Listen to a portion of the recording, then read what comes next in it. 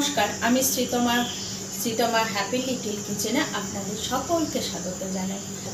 আমার এই রেসিপিটি আজকে আমি খুব সহজে চটজলদি বানানোর চেষ্টা করেছি। বাড়িয়ে রেসিপিটি চলুন সোজা এখন রান্নাঘরে ঢুকে যাই, রান্নাটি বানাই। চলুন তাহলে।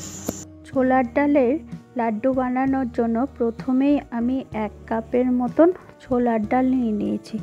এরপর এই ছোলার ডালকে আমি 5 থেকে 6 ঘন্টার মতো ভিজিয়ে রাখবো। তো আমার হাতে অতটাও সময় ছিল না বলে এবার আমি গরম জল দিয়ে ভিজিয়ে রাখবো ঢাকা চাপা দিয়ে 2 থেকে 3 ঘন্টার জন্য। দেখতেই পাচ্ছেন ছোলার ডালটা কতটা ফুলে উঠেছে।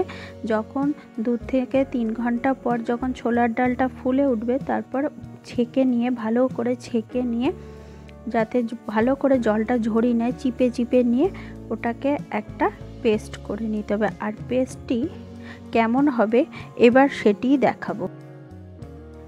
এরকম টাইপের পেস্টটি হবে, একদম মিহি পেস্ট করা যাবে না, এরকম একটা দরদরা টাইপের, এরকম আধ ভাঙা অবস্থায় পেস্টটি করে নিতে হবে। তারপর এটিকে ভালো করে প্রেস করে করে মেখে নিতে হবে, যাতে করে ভেতরে কোনো শক্ত দলা টাইপের না থাকে। তো আমি মেখে নেওয়ার পরে হাতের তালুর সাহায্যে চ্যাপটা চ্যাপটা করে আমি আকার করে নেব। এইরকমভাবে আমি সবগুলো আকার করে নেব। করে নেওয়ার পর যাতে করে শক্ত না হয়ে যায় তার জন্য একটা ঢাকা চাপা দিয়ে দেব ততক্ষণের জন্য, আমি যতক্ষণ না পর্যন্ত মিষ্টির শিরাটা না করছি। তো চেষ্টা করবেন ঢাকা চাপা দিয়ে দিতে, তা না হলে কিন্তু ওই হাওয়ার সংস্পর্শে এসে এটি কিন্তু শক্ত আকার ধারণ করে নেবে। আমি মিষ্টির শিরা করার আগে আমি একটা কড়াই নিয়ে নিয়েছি।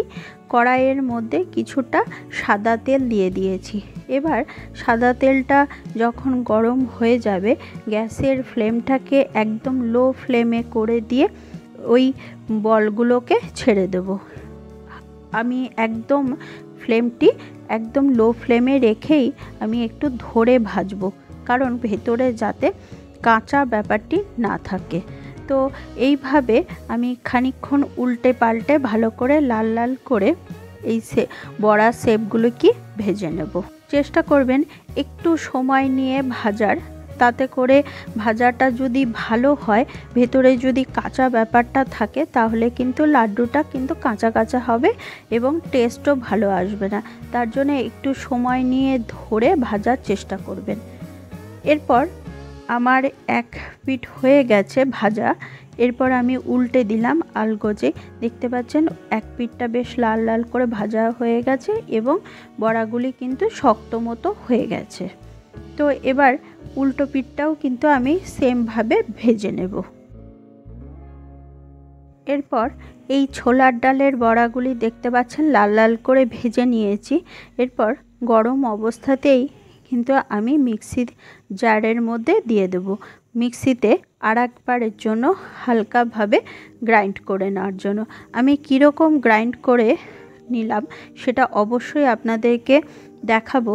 তার আগে আমি মিষ্টির রসটা করে নিচ্ছি, ততক্ষণের জন্য ওটি ঠান্ডা হোক।